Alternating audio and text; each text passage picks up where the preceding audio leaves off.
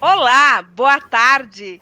Eu sou a professora Dinamara Machado e estou pedindo licença para entrar na sua casa, entrar na sua vida e começar esse novo momento no Educa Brasil. Hoje eu tenho dois convidados.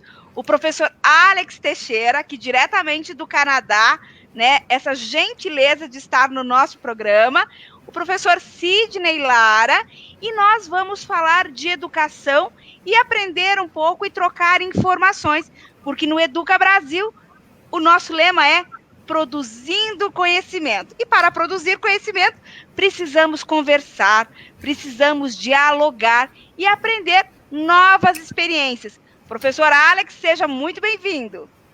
Muito obrigado, obrigado pelo convite, professor Sidney Lara, satisfação vê-lo novamente. Sim, nós estamos aqui no Canadá, aqui com um fuso de 4 horas, aproximadamente, aqui ainda começo da tarde. Muito feliz por participar, muito feliz em dividir as experiências, nesse momento louco que vivemos aí com o Covid e fazer educação nesse período está sendo realmente um desafio. Muito feliz por poder participar.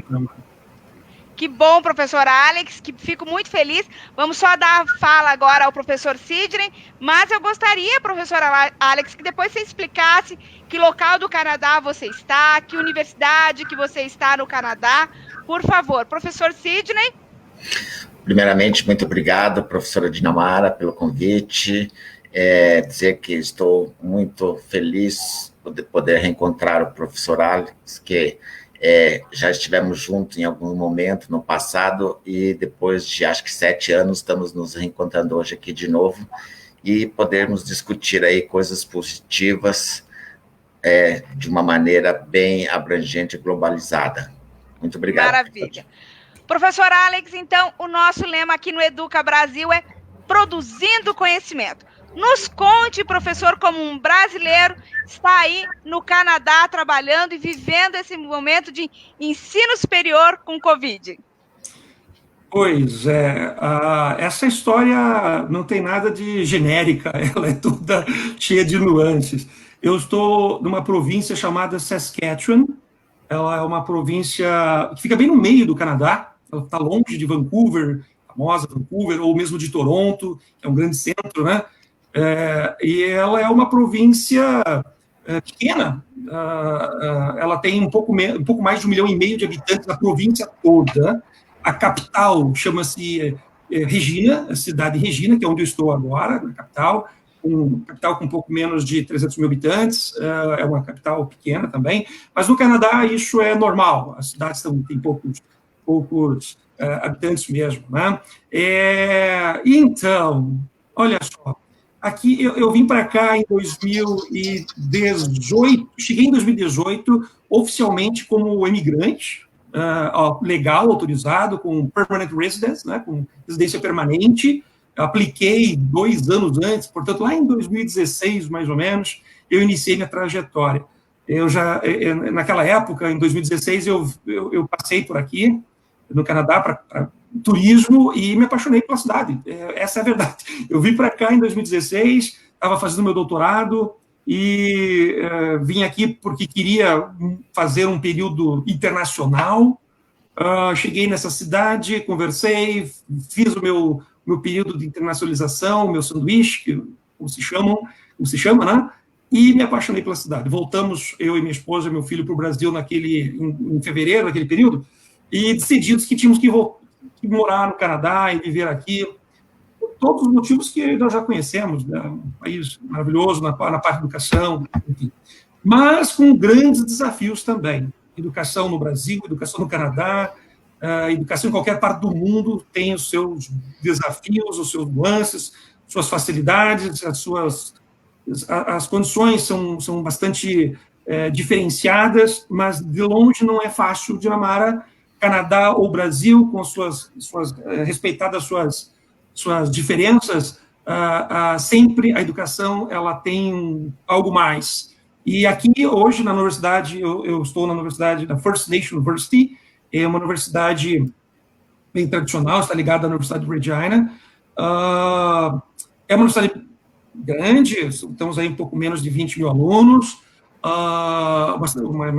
assim como todas as universidades canadenses, bem estruturada. Aqui o problema é o frio, de novo. Aqui é o frio. Eu peguei, assim, a gente está bem acostumado já, enfim, mas menos 40 aqui é tranquilo. Então, você ir para a faculdade, pesquisar, estudar, e levantar com 1 metro de neve, assim, aquilo que a gente vê em filme é tudo verdade. Só não tem um urso aqui, tá? O resto tem tudo. Enfim, a província aqui é uma província tipicamente agrícola, de atividade agrícola. Claro que tem indústria, a cidade tem companhias relativamente grandes. É uma província rica. Eu não sei muito bem como é que a gente pode falar sobre isso, se é rico ou não, é uma questão de proporção, porque as proporções brasileiras são muito maiores em muitos casos, né? Mas é uma província rica. Assim, a gente vai falar um pouquinho sobre isso, até como é que a província se portou, está se portando nesse momento do Covid, com relação aos alunos, professores e manutenção da aprendizagem. Mas, sim, Saskatchewan, nome, eu demorei quase um mês para pronunciar, e depois de um mês, levei mais uns 10 dias para poder escrever Saskatchewan. Que acolhe muito bem o imigrante. Realmente aqui como todo o Canadá, mas enfim, aqui é especial. Se você me der só licença, professor Dinamarra, só para eu me dirigir aos alunos que estão online agora. Por favor. So, thank you very much for everyone that's online right now. If you follow my social media, I would like to thank you again and advise you that this transmission is going to be just in Portuguese. You're okay to be watching, and definitely you're going to talk about a lot of things and things that I consider so important right now in COVID-19 and the difference between Canada and Brazil. So keep in touch, keep in the loop, and a show pop up pretty soon with the news. Okay? Thank you. Professora. Que bom. Professor Alex, mas o importante é que nós também vamos ter, depois, em seguida, já o vídeo com a legenda para os seus alunos, né? E o Sidney está aqui, nós vamos falar, sim, nossa temática hoje, ela é continuidade de uma temática que eu iniciei com o professor doutor André Cavazzani na semana anterior, que foi falando da educação em tempos de Covid no mundo. E hoje eu estou com o professor Alex diretamente do Canadá, né? De Regina, né, ele é professor universitário, vai nos falar, nos contar um pouco, fazer essa narrativa de educação no Canadá, e nós vamos fazer um entrelaçamento. Hoje eu fiz uma questão diferente, que foi convidar a Uninter na posição do professor Sidney, porque para falarmos de internacionalização, né, mas principalmente não só para os profissionais, para os alunos da Uninter, mas falar para todos um exemplo do que está acontecendo na região em que você vive com o enfrentamento do Covid, porque o Covid é uma questão mundial e do que está mudando o mundo inteiro é a educação. A educação, penso que depois de Covid é uma nova forma de fazer educação, como os outros ciclos também, mas nós na educação fomos muito afetados. Então, assim, professor Alex, como que vocês estão fazendo, né, como são as tratativas de ensino superior? Se você conseguir falar também da educação básica, eu ficarei muito grata, e as pessoas que estão nos assistindo no Brasil também, até porque, assim, uma das questões que nós temos falado com as equipes se vive um dia de cada vez. Nós nunca tínhamos vivido, né, aí na nossa idade, uma pandemia mundial, né? Então, a cada dia um novo aprendizado aqui no Brasil. As medidas são tomadas diariamente, semanalmente, tentando fazer o enfrentamento do Covid, porque nós não temos um caminho já traçado, ele está sendo traçado. E eu gostaria de ouvir como vocês estão também convivendo com a questão do Covid no Canadá, na região onde você está. Excelente pergunta, doutora Dinamarra. Aqui, eu tenho tanto para dividir com vocês, porque sou brasileiro, então eu tenho todo interesse em dividir os sucessos e os insucessos que nós vivemos aqui no Canadá. Então, com uma certa diferença da política, porque essa discussão não é partidária, é uma discussão científica, a despeito disso, o Canadá, ele baixou a curva. Oficialmente, todas as províncias, isso está disponível nós vencemos aqui o spread, né, a disseminação do vírus. Isso é uma questão formal. Mas o que aconteceu? Foi um investimento e uma estrutura na economia e na educação muito, muito forte. Foi decretado estado de emergência. Vamos assim, ó, tocou o celular e o alarme aqui em estado de emergência. Dia 17 de março, eu parei de dar aula presencial por determinação da província, que logo depois virou uma determinação federal, e todo mundo entrou em lockdown, todo mundo entrou em isolamento, né? Hoje, com mais de 30 dias de isolamento, nós temos entrou aí um áudio. Nós temos uma situação diferenciada. Então, o que aconteceu, professor Dinamarra? As políticas públicas aqui, educacionais e estratégicas, são muito fortes. O Canadá faz parte do G7, é um país onde o nível de conscientização política, social e de reconhecimento da sua parte como membro da sociedade é muito forte. Então, eles aceitaram e entenderam a realidade. Imediatamente, após o governo canadense identificar que se tratava de uma ameaça mundial, muito antes da Organização Mundial da Saúde falar sobre isso, o primeiro-ministro canadense decretou uma série de medidas, measures, né, ações de prevenção.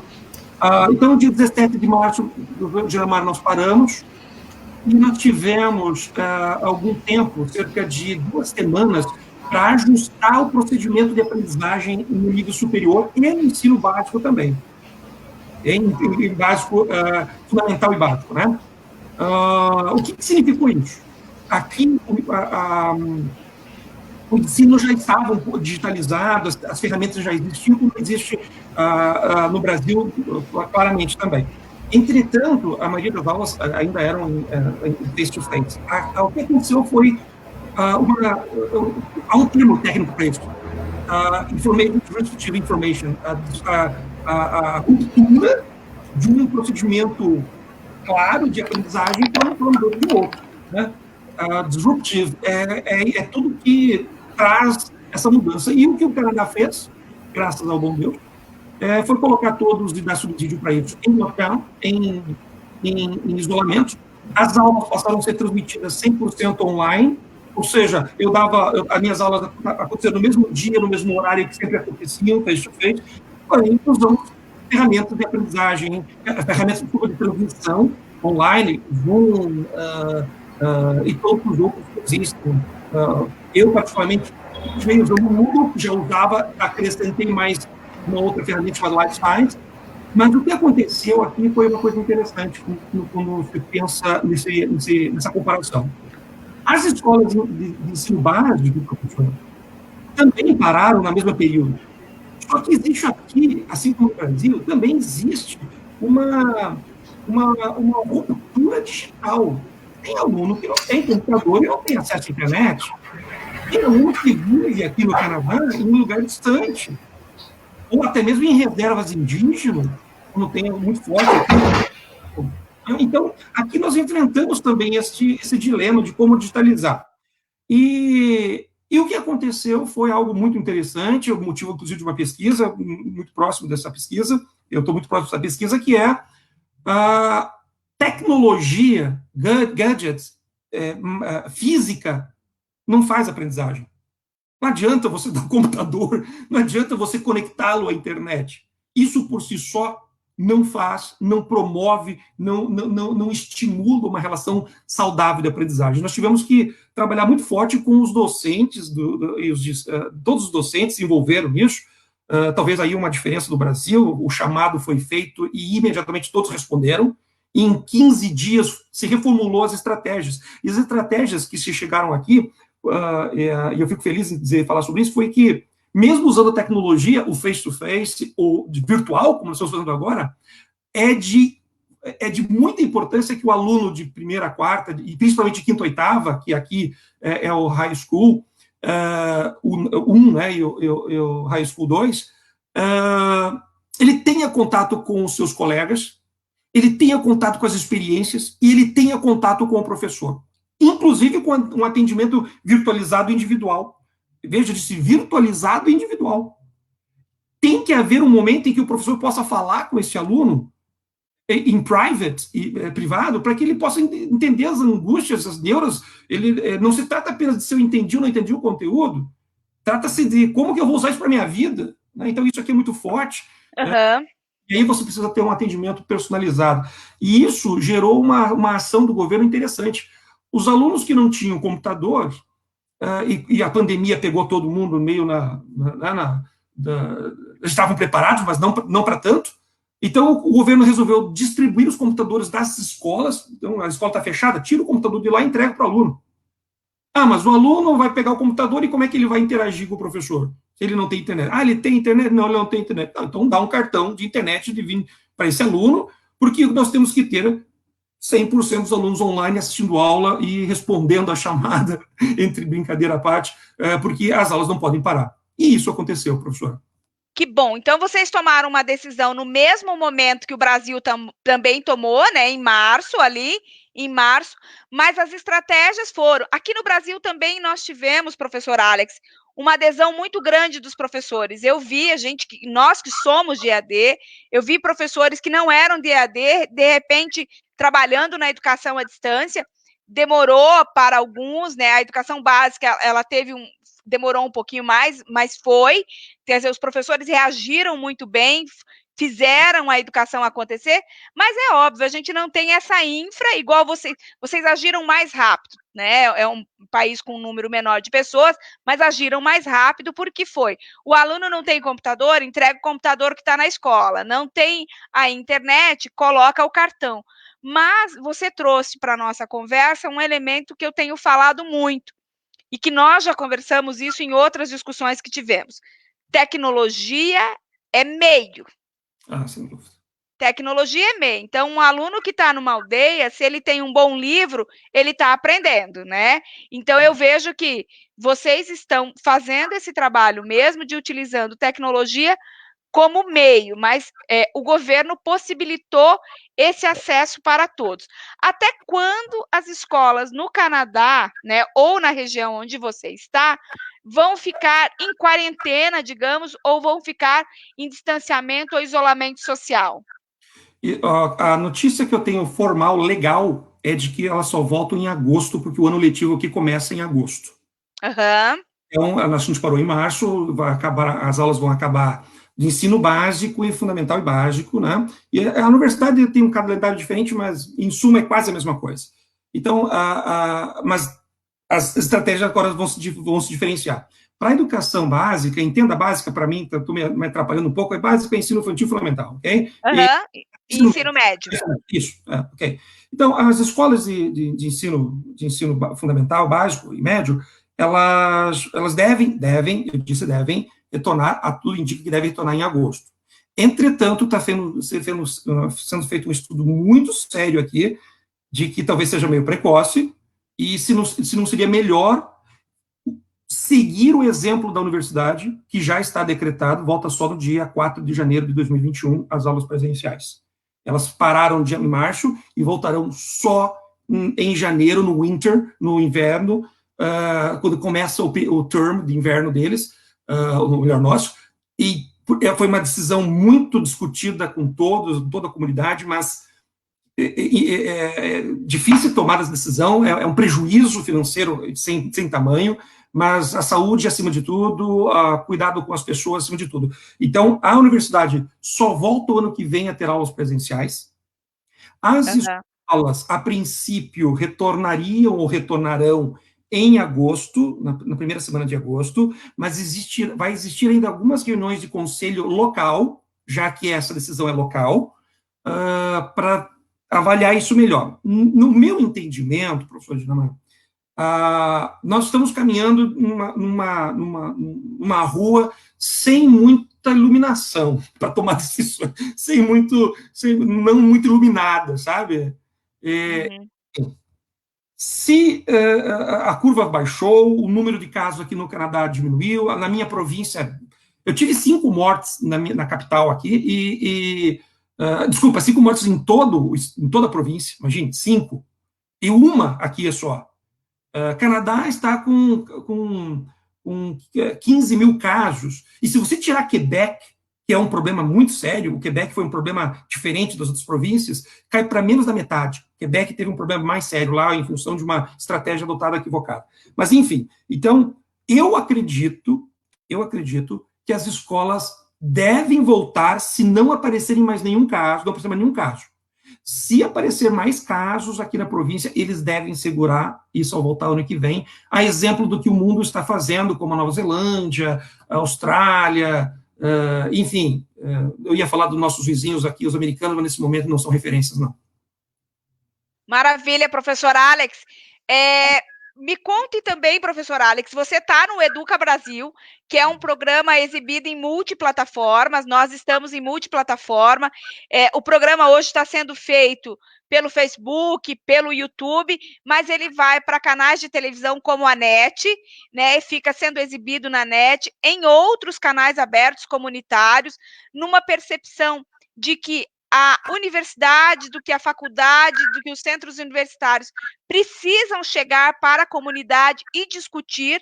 A sua fala inicial foi muito boa quando disse: não tratamos de política, tratamos de ciência e de estratégias que nós estamos tomando dentro das instituições. O professor Sidney, aqui no Brasil, faz um trabalho, tem feito um trabalho nos últimos tempos, e buscando as famílias, você me falou que o governo fez uma ajuda para estudantes de educação básica, né? Vamos dividir bem, para a educação básica, até entregando equipamentos, dando chips para a internet. A questão da solidariedade, né, professor Sidney, se puder falar um pouquinho da questão da solidariedade, para a gente ver o contraponto com o que está acontecendo no Canadá. Então, a questão da solidariedade que a gente tem buscado através de parceiros, sejam eles comerciais, os amigos do dia a dia, buscar alternativas para que a gente possa dar a esses colaboradores das nossas instituições e de outras instituições formas para que eles possam ficar nos seus ambientes, nas suas residências, e com isso a gente possa ter um aspecto social vindo da parte colaborativa, que são nós enquanto instituição, enquanto amigos. Então a gente criou um grupo aí hoje já estamos, nós temos 2 projetos que a gente está trabalhando nesse momento, que é um aspecto solidário, que é uma sopa social que a gente tem trabalhado aí com os moradores, moradores de rua, e estamos trabalhando com os aspectos sociais hoje voltada a colaboradores. Hoje acho que nós estamos com 55 amigos na corrente, né, Dinamara? Nós começamos ontem, eu acho que a gente consegue até... Ontem nós fizemos uma previsão que nós vamos conseguir aí uma média de umas 50 cestas básicas para a gente começar nesse primeiro momento. Então, além do aspecto acadêmico, a gente tem que também trazer alternativas para que a gente crie estrutura onde essas pessoas possam estar dentro das suas residências confortáveis, para que possam ter um aspecto aí mais social e de atendimento a toda a população. Então, professor Alex, aqui no Brasil, nós já somos um povo muito solidário, mas aflorou muito a questão da solidariedade. Como que está se dando no Canadá? Teve também esse movimento, até porque o país é mais rico, tem mais políticas públicas de segurança, mas o que aconteceu entre os estudantes e na própria comunidade? Até para a gente balizar, para ver, porque essa é uma corrente do bem, né? A solidariedade é uma corrente do bem. E só pegando a fala da Dinamara, está dizendo que esse é um dos modelos, porque hoje a gente tem vários modelos de solidariedade acontecendo porque como nós somos uma rede muito grande... e hoje, então, assim, isso é um exemplo que está acontecendo comigo, mas tem vários outros grupos, e, assim, tomou uma dimensão a nível nacional muito grande o aspecto solidário. E como é que isso tem acontecido aí dentro do Canadá? Acho que isso não muda, exceto as proporções. Na medida em que foi decretado estado de emergência, aqui isso é uma coisa muito séria, em função dos tornados, eventual, né? Então, quando tem alguma coisa muito séria acontecendo, o seu celular toca, a televisão fica vermelha, faz um barulho estranho, em alguns lugares faz um barulho, parece de para que você procurar abrigo, essa é a verdade, né? E foi decretado estado de emergência amarelo e vermelho. Teve um dia que foi decretado vermelho. Então, o que significa isso? As pessoas se mobilizaram. Então, o governo aqui se mobilizou muito rapidamente no sentido de ajudar todos que fossem precisar. Quando eu digo fossem, no futuro pretérito, é porque já se entendia lá em março de que tinha que se fechar o restaurante, tinha que manter, os alunos tinham que ir para casa. Mas como é que as pessoas vivem? Como é que as pessoas mantêm, né? Então o governo ajudou, o governo está ajudando os alunos internacionais, ou mesmo os alunos canadenses, internacionais legais, né? Que solicitaram, receberam $1.250 por mês, estão recebendo ainda, né? Para ajuda. Você entra no site no site do governo federal e ele deposita em 48 horas na sua conta.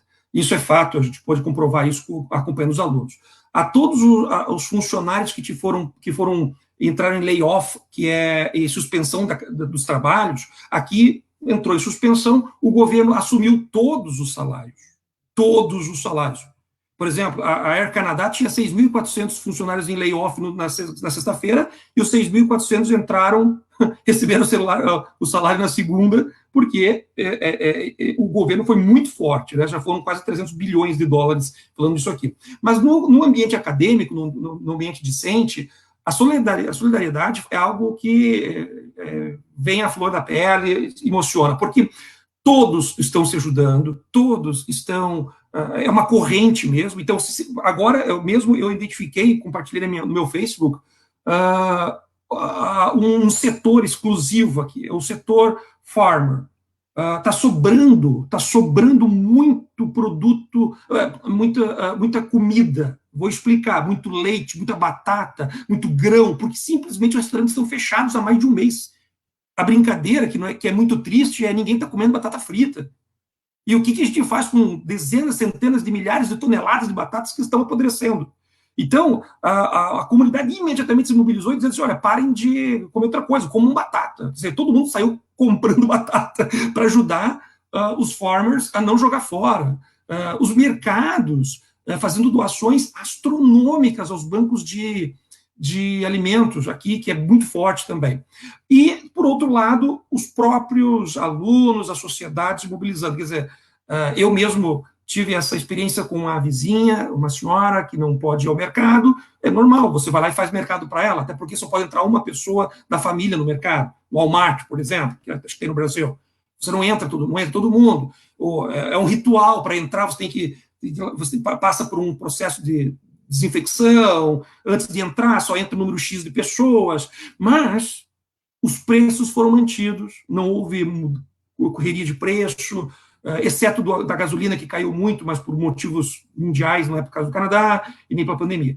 Então, eu percebi aqui a cultura do juntos somos mais fortes. Esse é o slogan, together you're gonna get it, you're gonna be strong, que é a campanha interna aqui, juntos somos mais fortes, há um cuidado muito grande, e por outro lado, professora Dinamara, a mão forte do governo, porque se você não cumprir as regras, você vai pagar multa. A multa hoje, por você fazer uma festa com mais de 5 ou 4 pessoas, chega a $900.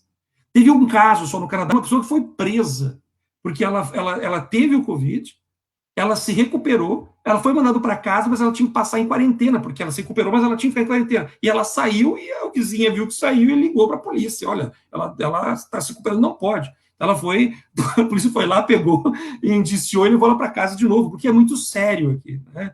As regras são seguidas. Então, solidariedade, política pública e pressão, cobrança dos governos estaduais, municipais e federais, o uso das tecnologias em nosso favor, uma coisa que eu quero dividir aqui, que eu achei fantástica. Logo no dia 17 de março, não muito depois disso, o governo solicitou a todos os pesquisadores canadenses inscritos na página de pesquisa, que é um CNPq canadense, solicitou que todos virassem os seus esforços, direcionassem os seus esforços nas áreas que são de sua competência para ajudar a encontrar uma solução. Saskatchewan University, que é a 200 quilômetros daqui, uma outra universidade, USAC, está em vias de finalizar em vias de finalizar, já finalizou, desculpa, em vias de fazer o teste do primeiro medicamento contra o Covid em seres humanos, via oral, na verdade vai ser com gotinhas no nariz, uma coisa parecida. Mas, por exemplo, recebi o mesmo e-mail. Na minha área de tecnologia, eu fui chamado para ajudar a combater fake news. Quer dizer, eu faço parte de um grupo com o professor Tarun Kanapnik, entre outros, que cuida lá, enfim, na sua área. Minha área era cuidar dos números. Né? Então, de modo com que as pessoas tivessem acesso à informação verdadeira. Isso é muito sério aqui, isso aqui da cadeia, se você divulgar algo que não é verdade, né? Até porque esses números e o que você produz aqui vai para o Council, que é o aconselhamento das medidas que o Conselho Municipal, Estadual e Federal acabam por tomar decisões, baseadas naquilo. Então, é isso, a comunidade toda articulada, muito preocupada, é claro, mas assim, solidariedade à flor da pele, você percebe isso. O canadense, por sua natureza, já é um ser, já é um povo extremamente educado. Tem várias brincadeiras aqui, que se o canadense perder, ele é capaz de pedir desculpa para ele mesmo, né? De tanto que ele fala so sorry. Mas é bem isso mesmo, ele é muito solidário, mas, de outro lado, muito entendedor dos seus direitos. Então, o governo trabalha muito próximo, a universidade muito próximo, oferecendo opções, oferecendo saídas, oferecendo soluções para problemas, e o governo fazendo sua parte, que é isso me interessa, isso não interessa, isso interessa ao nosso povo. Então, aqui funcionou. Como eu disse, os canadenses, os alunos receberam cerca de $1.250, aqueles que solicitaram e estão recebendo. As pessoas que perderam, em média, $2.000 por mês de seguro, aspas, não é seguro-desemprego, é ajuda emergencial. As empresas que fecharam estão recebendo também. Com isso, o governo está mantendo as pessoas em casa. E somente por isso que a curva baixou, o flat curve, né? Houve uma redução em função disso. Agora, de outro lado, algumas perdas. Porque eu como professor, com 27 anos, agora vou para 28 anos de docência, eu vou lhe dizer que a situação é uma situação de perda generalizada. Perda para a economia, perda para toda a estrutura que envolve a sociedade, que se deixa de se tocar. O ser humano é um ser biopsico, sociocultural e necessidade de toque, de abraço, ainda que aqui no Canadá não seja muito comum. E isso está causando uma perda. Eu tenho visto postagem de colegas dizendo assim, olha, eu não vejo a hora de poder sair de casa para esbarrar com alguém, para abraçar alguém, para cumprimentar alguém. Aqui o distanciamento, né, os 2 metros, ele é respeitado. Então, você está andando, quando você sai, né, você percebe, isso está fazendo mal. Isso eu percebi. Eu percebi pela situação dos meus alunos, em que você consegue ver nos olhos e nas conversas, nos privates, e ficar isolado não é coisa para um ser humano, não. Isso está no problema. Que coisa. Bom, nós temos 2 perguntas, professor Alex. Eu lembro a todos, nós estamos no Educa Brasil, produzindo conhecimento. É um programa multiplataforma, em que a ideia é ver outros exemplos, ver como carreiras foram construídas, como o passado, o presente, o futuro.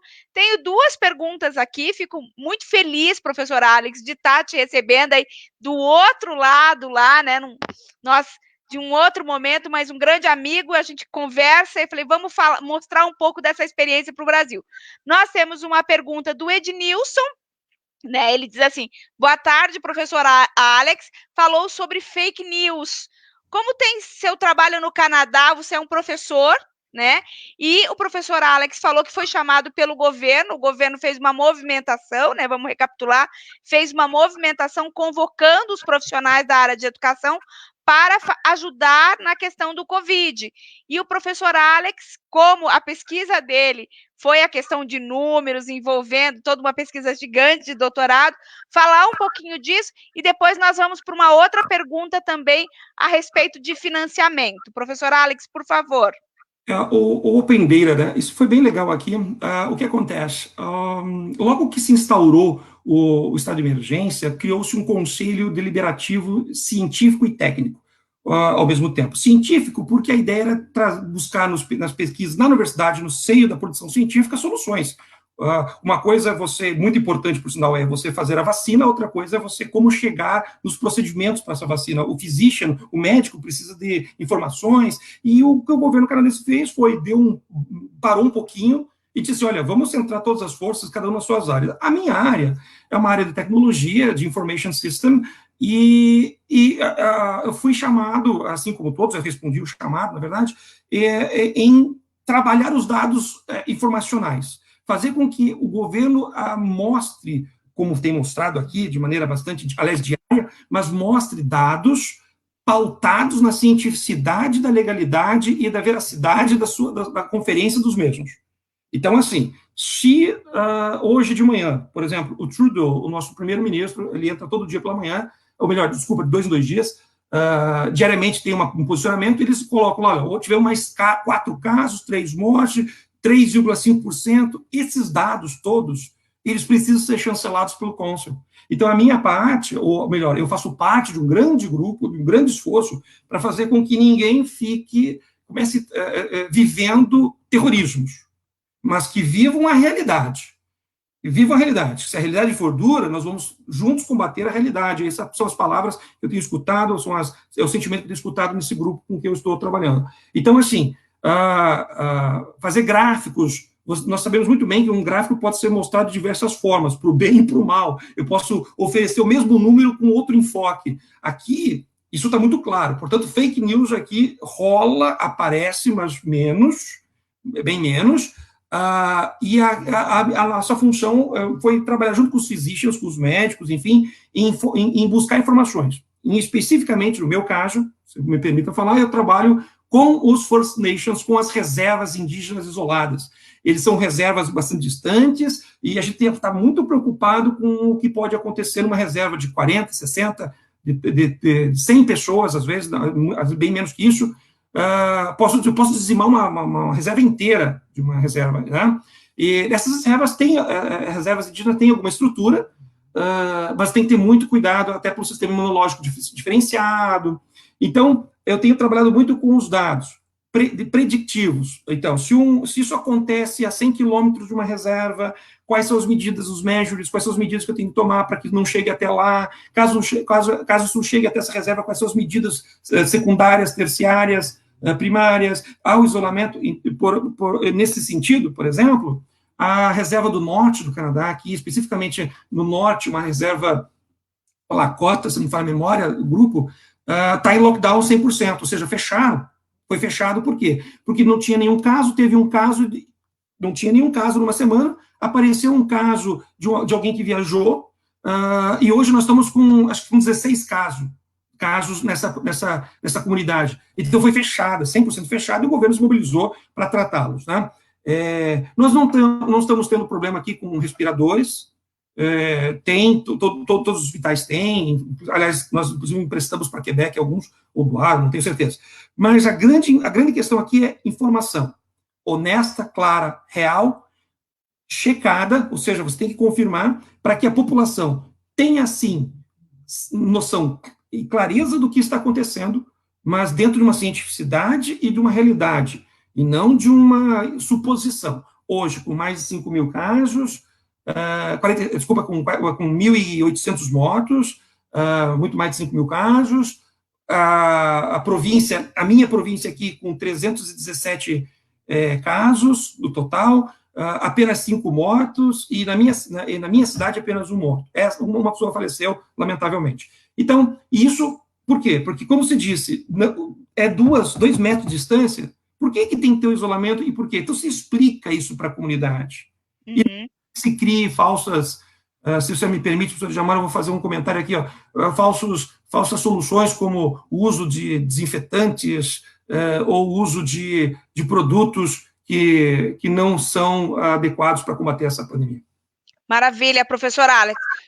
Aqui temos uma outra pergunta agora, o professor Sidney quer fazer uma pergunta, chegou também para ele, até porque ele trabalha com a área de internacionalização da instituição.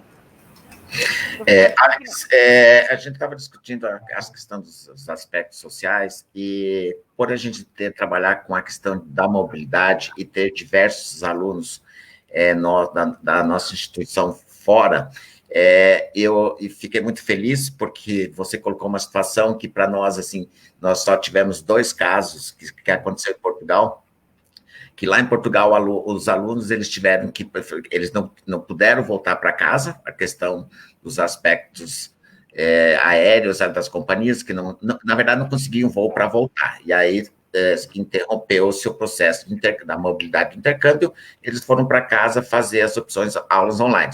Só que somente 2 universidades, é um programa da universidade, né, um programa de governo, que estão oferecendo ajuda para estudantes estrangeiros permanecerem no país. O que você colocou aí agora há pouco, você disse que aí existe um programa de governo para ajudar alunos estrangeiros. É isso, né? Microfone, Alex. Me desculpe. O Canadá é famoso, tem uma relativa fama por aceitar e incluir imigrantes. Mas, neste caso específico, Sidney, sim, eu também fiquei bem feliz, porque a comunidade está organizada. O que aconteceu foi que, imediatamente ao start da pandemia, ou melhor, ao start do código amarelo aqui, né, do estado de emergência, muitos alunos internacionais voltaram, ok, é normal, mas para um aluno estudar hoje no Canadá, ele vem com o visto de estudante, e esse visto lhe dá uma série de benefícios. No Canadá, a saúde é pública. A saúde é pública. E quando você vem para cá, como visto de estudante, na universidade, você tem uma série de benefícios. Você pode usar o sistema interno da universidade, de médicos, dentistas, entre outras coisas. Né? Mas uma questão muito importante é que quando você vem com um visto de estudante legal, o seu cônjuge vem com um visto de trabalho, porque é automático, e você passa a usar o sistema público. Né? Você tá autorizado a usar o sistema público.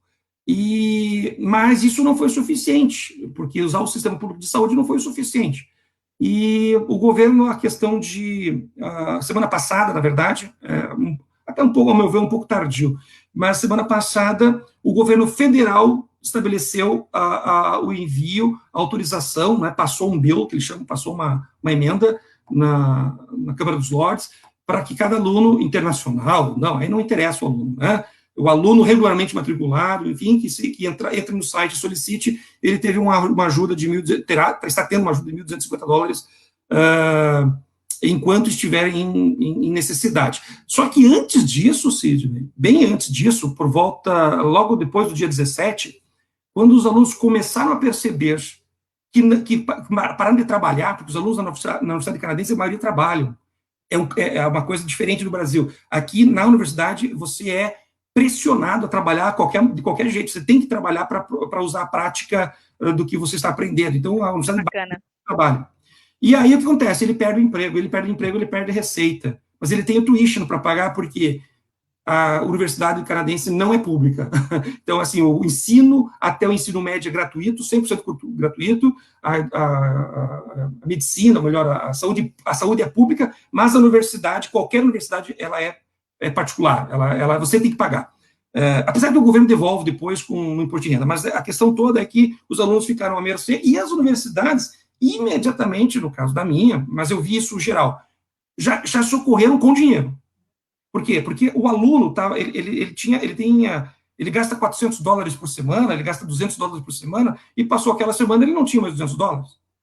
Passou na outra semana, não tinha mais o outro $200, já tem $400 que ele não está comendo, não está se alimentando direito. Então, as universidades imediatamente passaram a ajudar com ajudas financeiras. Ele preenchia um formulário, de novo, internacional ou não, e ele passou a receber. Só que esse valor era muito pequeno, e aí houve uma mobilização, no meu caso aqui, no caso de Regina, de Saskatchewan e em Regina, com outdoors e tal, todo mundo se mobilizando para ajudar os alunos, porque estavam sem trabalho. A questão toda não é o dinheiro, é o trabalho. Ele não está indo para a faculdade, tudo bem, mas ele não está trabalhando, não está recebendo, ele recebe por quinzena ou semana aqui, ele não recebe, ele não se alimenta.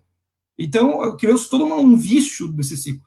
E aí as universidades ajudaram, a comunidade social se ajudou, então houve muita gente outdoors e tal, dizendo, olha, contrate, ajude os alunos, porque eles realmente os alunos universitários estão sofrendo. Vamos fazer um recorte aqui. A minha cidade, onde eu estou, tem menos de 300 mil habitantes, tem 2 universidades com cerca de 15, 18 mil alunos, para fazer uma proporção de número de alunos com a cidade. E a cidade é universitária? Não. A cidade tem empresa, tem indústria, mas ela é muito forte aqui, né? Voltando, então, aí agora, depois de muita pressão política, o governo federal liberou, então, mais essa ajuda aos alunos, que estão, sim, aqui, podendo retornar para os seus países de origem. Muitos já retornaram, muitos não conseguiram pelo mesmo motivo, viu, Sidney? Aqui as companhias aéreas suspenderam todos os voos internacionais até dia 31 de junho, até dia 30 de junho, desculpa, não sei como é que vai ser depois, mas até 30 de junho as companhias aéreas não estão operando internacionalmente, exceto em casos extraordinários. Acho que Toronto tem um voo por semana para alguns lugares. Eu sei que que isso também está fechado. Então, os alunos foram assistidos. E a última que eu achei fantástica foi adote o seu aluno, né? Quer dizer, então, a universidade começou, alguns alunos não conseguem voltar para o Japão, não conseguem voltar para a China. Nós temos aqui uma comunidade pequena de brasileiros nessa cidade, com um pouco mais de 120 brasileiros em todas as cidades, não alunos, eu digo vivendo legalmente. Na universidade, nós não temos mais do que 15. Então, o que aconteceu é que a universidade agora fez um programa, a First Nation também, dizendo, olha, se você pode hospedar nesse período do spring, que antecede o verão, para que alguns vão embora, voltam para a sua cidade, mas a gente hospeda. Por quê? Porque eles estavam passando por dificuldades, né? Sozinhos aqui, é confuso. E o último exemplo que eu achei fantástico, professor Sidney, que eu achei assim, isso eu vivi aqui. 20 mil alunos, cerca de 50%, não, menos, 40% deles são internacionais, mas muitos aqui do Canadá. Aí as operadoras de carro aqui do Canadá resolveram fazer uma campanha por R$ 9,99. Se você é aluno da universidade, não precisa provar nada, sabe? Se é aluno, precisa voltar para casa, você vai pagar R$ 9,99, você aluga o carro para poder ir embora, para poder ficar com a sua família, sabe? Porque, e aí as locadoras, todas elas fizeram isso. Olha, o Tim Hortons doou milhões de dólares para a pesquisa do vírus lá em Saskatchewan, é verdade, mas, de outro lado, teve uma bakery que fez 150 por dia, né? Fazia 150 pães, baker e bolos, e distribuía gratuitamente para todo mundo que tivesse em necessidade, logo no primeiro semana do lockdown, porque agora a sociedade já está bem organizada, já mapeou onde é que estão os casos que precisam ser assistidos, inclusive com alimentação, porque isso acontece sim, mas no primeiro momento houve essa situação, e achei bem legal, porque todo mundo se mobilizou. Teve mais um exemplo que eu também gostei muito dos alunos, foi os alunos se mobilizaram e se cotizaram para que aqueles com maior dificuldade pudessem, em tempo, comprar a sua passagem aérea. E, em contrapartida, a universidade foi lá e fez o free tuition para quem ajudou eles. Eu achei fantástico. Fantástico isso. Maravilha.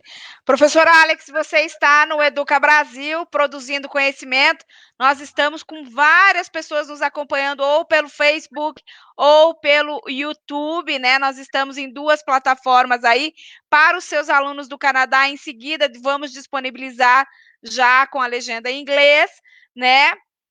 Mas o importante aqui, vamos voltar numa questão. Você disse que a educação básica do Canadá, ela retorna em agosto.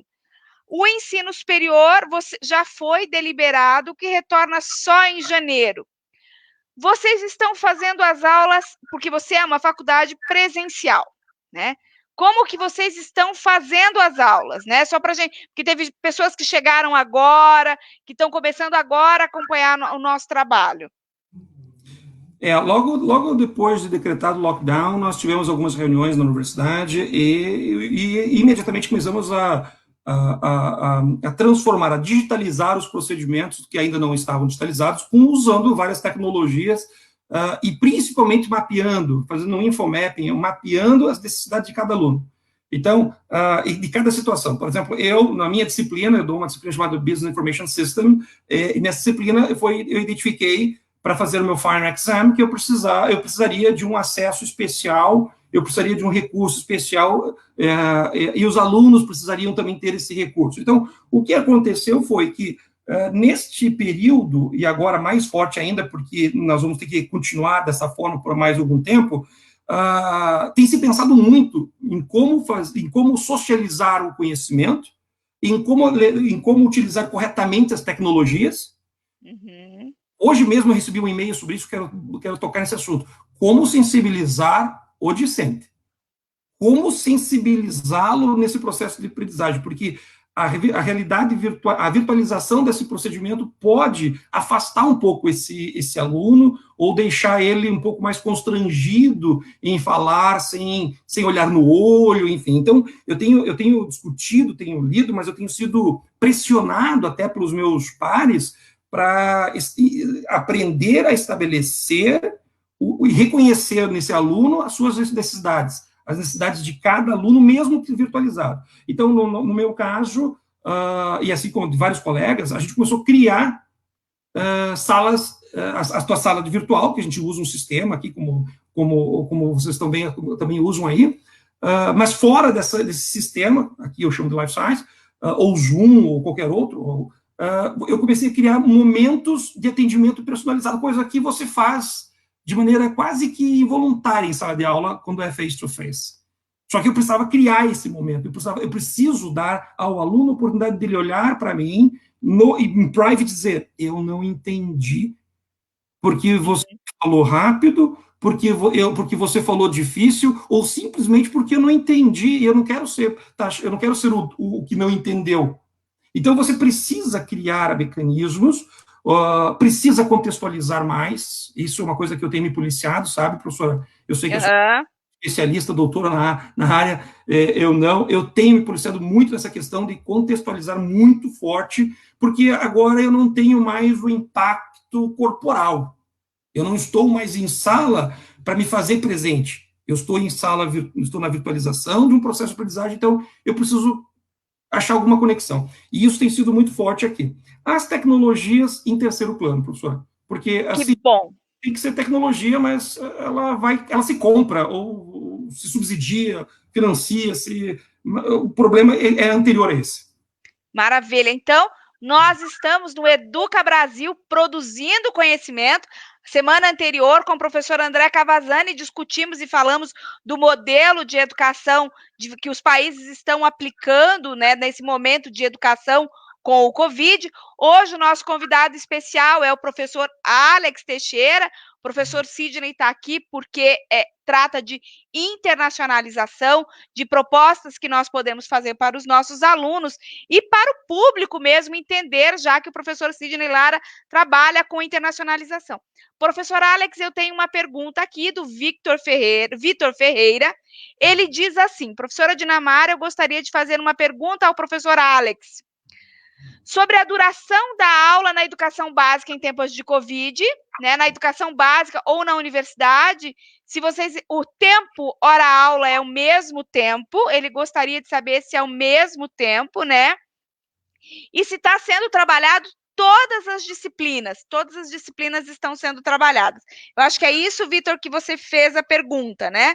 Vamos lá, professor Alex. Estamos já caminhando para o final, gente. É verdade. Excelente pergunta, Victor. Isso é uma questão estrutural do ensino à distância. E eu vou dizer o seguinte: primeiro, todas as disciplinas do nível superior na universidade, todos os cursos que a gente chama aqui, que é as mesmas disciplinas, foram virtualizadas, estão sendo trabalhadas dentro da realidade de cada professor e de cada disciplina. O tempo em que cada uma está sendo utilizada é uma discussão sui generis, porque não é 1 hora, não é 50 minutos, não é 20 minutos e não é o dia inteiro. Depende, cada caso é um caso. Cada disciplina tem uma especificidade. Você vai ensinar matemática nas engenharias, porque foram digitalizadas as disciplinas, é outra realidade, tem que ter um pouco mais de tempo, porque você vai fazer laboratório virtual. Na minha disciplina, que é uma disciplina tecnológica de exposição, é mais fácil, eu posso reduzir o tempo de exposição virtualizada, porque é cansativo. Agora, se você me pergunta qual é a regra, eu diria, a regra é respeitar a especificidade de cada disciplina. Você não pode traçar uma linha só para todos, a menos que você tenha um balizador. Você tenha outras ferramentas para agregar. Então, olha, eu tenho isso e aqui, eu tenho essa outra ferramenta, eu tenho o fórum, mas enfim, as aulas online estão acontecendo em tempo real, ao vivo, portanto, de todas as disciplinas. No ensino fundamental, no high school também, ela aconteceu diferente. Ela aconteceu nos acessos que eu acompanhei aqui, como se fosse professor titular e professor assistente. Então, as disciplinas como matemática, português, literatura norte-americana, enfim, as disciplinas de núcleo duro, elas estão tendo uma estrutura mais elaborada, não no sentido de melhor, mas com alguns diferenciais, pela necessidade e especificidade, e outras disciplinas não menos importantes, mas que utilizem, por exemplo, química. Ela tem muito laboratório aqui, é muito prático, então, imediatamente foi-se buscar uma solução para laboratórios químicos, etc. e tal, então ela tem uma outra approach. O que eu tenho escutado, principalmente no Twitter, que aqui é muito forte, dos professores, é que essa relação, ela sintetiza relações do speech e sintetiza relações da atenção. E isso tem sido cuidado aqui, assim. Talvez na universidade a gente não tenha tanto esse cuidado, até porque existe uma relação de querer muito forte do aluno do outro lado. Mas aqui, como no Brasil, no ensino fundamental, nós temos esse problema também de ficar dispersivo, né? essa ruptura. E aí, essa necessidade de encontrar ferramentas que despertem a curiosidade, mesmo que virtualizadas, como é o caso de vários laboratórios. E, por último, um último exemplo aqui, se criou, eu achei fantástico também, criaram um Game Boot. O que é o Game Boot? É da província em toda, eles estão ensinando os alunos de quinta a oitava séries a fazer códigos. Programação em Python, programação em Base e algumas linguagens relativamente básicas. Só que todos os games são games institucionais, todos não, mas a grande maioria são games da área institucional, acadêmica, envolvendo conteúdos programáticos. E está sendo legal. Bem legal. Então, eles estão gamificando.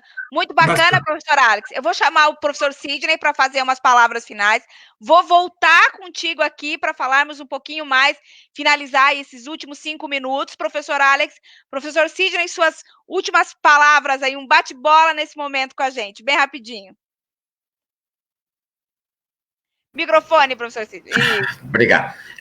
Primeiramente, queria agradecer mais uma vez pela oportunidade, dizer que a educação, ela ultrapassa fronteiras, e quando a gente fala em internacionalização, a gente não está trabalhando no presencial, mas nós temos como fazer a internacionalização em casa, mas isso a gente vai fazer um próximo programa com o professor Alex para falar sobre o assunto, até porque a gente vai desenvolver produtos específicos para atender aos alunos da professora Dinamara e outro diretor de escola. Então, internacionalização em casa também é possível, e obrigado aí a todos pela oportunidade, pelos esclarecimentos. Professora Dinamara, muito feliz de estar contigo aí no Educa Mais Brasil. Obrigado, professor Alex, e até a próxima. Muito feliz em vê-lo.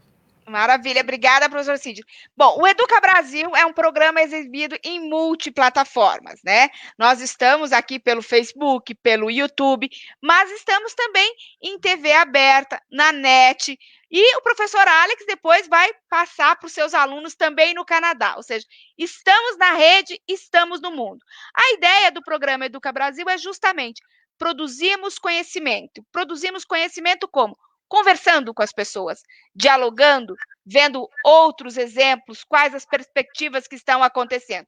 Hoje, nós conhecemos no começo aí, né? Começamos ali no início, o professor Alex falou da trajetória dele, de como ele chegou a hoje estar no Canadá como professor universitário, com a sua esposa, com seu filho que também está fazendo curso superior, mostrou um pouquinho de como está a organização do ensino, né, na sua província, até porque registrou bem claramente que cada província tem uma posição, apesar da legislação nacional, né, do acordo que o governo tem, das políticas públicas, deixou claro aí para todos nós que o ensino superior é pago, né, o ensino superior, ele é um ensino superior pago, privado, no Canadá. A educação básica é custeada pelo governo, que faz um trabalho, né, professor, a convite do governo para barrar fake news, né? Então, nós temos que estar num projeto de fazer uma transmissão positiva.